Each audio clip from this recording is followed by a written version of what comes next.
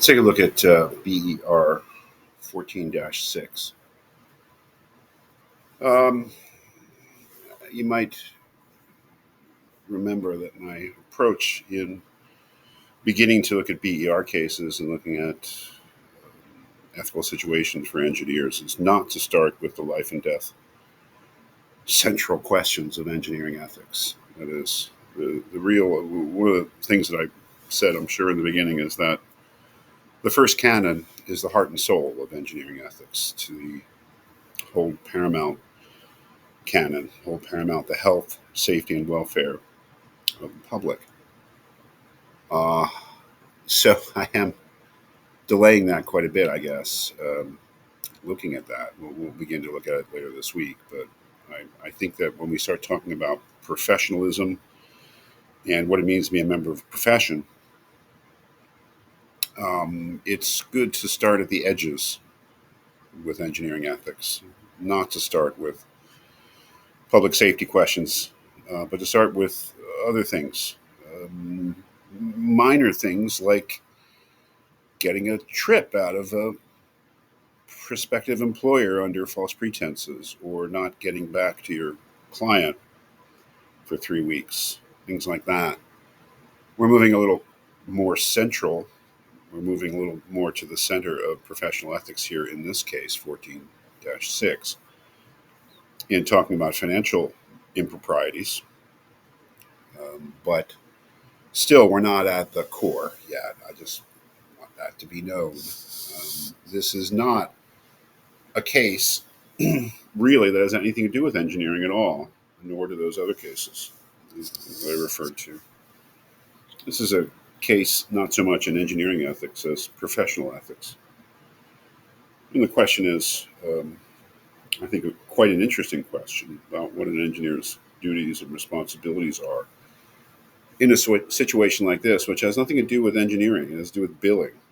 It doesn't have anything to do with public safety. It doesn't have to be anything to do with anything regarding engineering, but it has a lot to do with being a professional, and especially, I would say, an employed professional.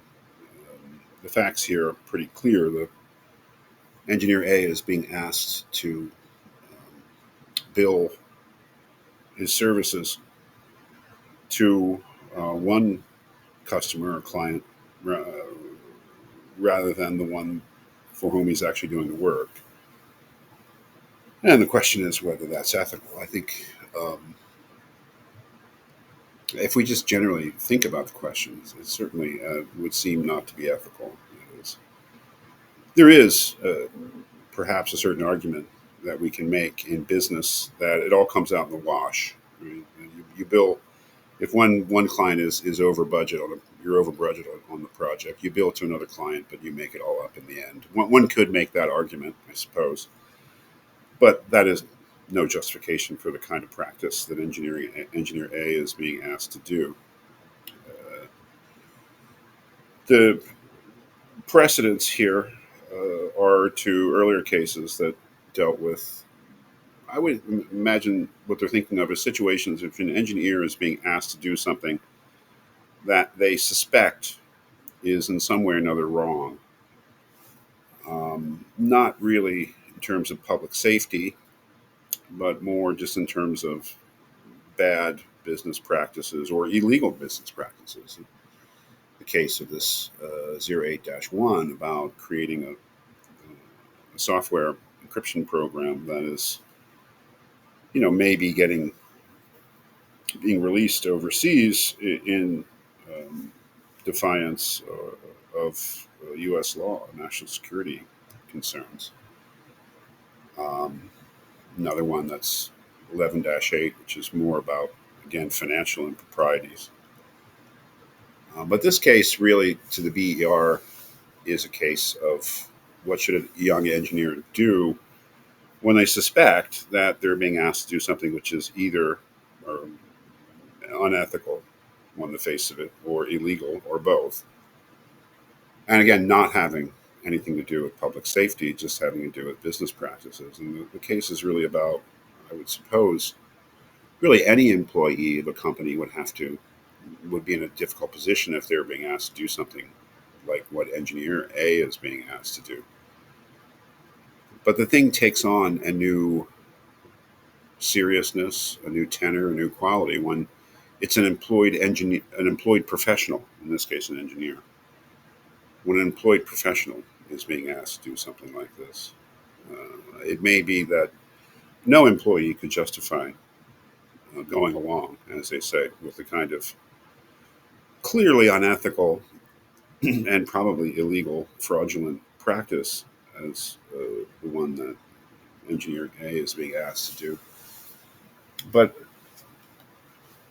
an employed professional, like an engineer or a doctor or a lawyer,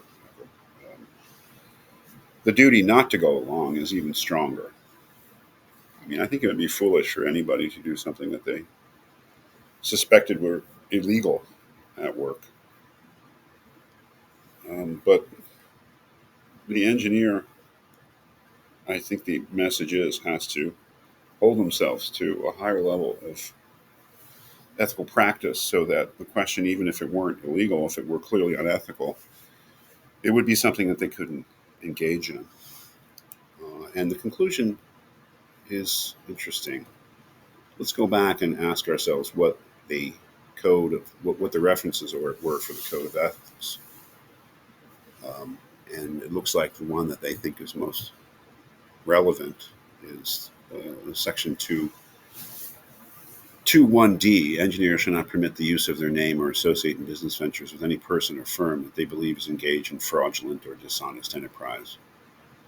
Engineers shall be objective and truthful in professional reports, statements, or testimony. And then section 2.5, engineers shall avoid deceptive acts.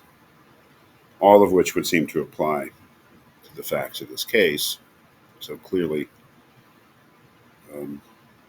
not only, again, if we look at 2.1.d, you can't associate in business ventures with anybody, any firm that you think is engaged in fraudulent or dishonest enterprise, which leads to the conclusion here that if the engineer's supervisor insists on them engaging in this fraudulent billing practice, that the engineer A has to quit.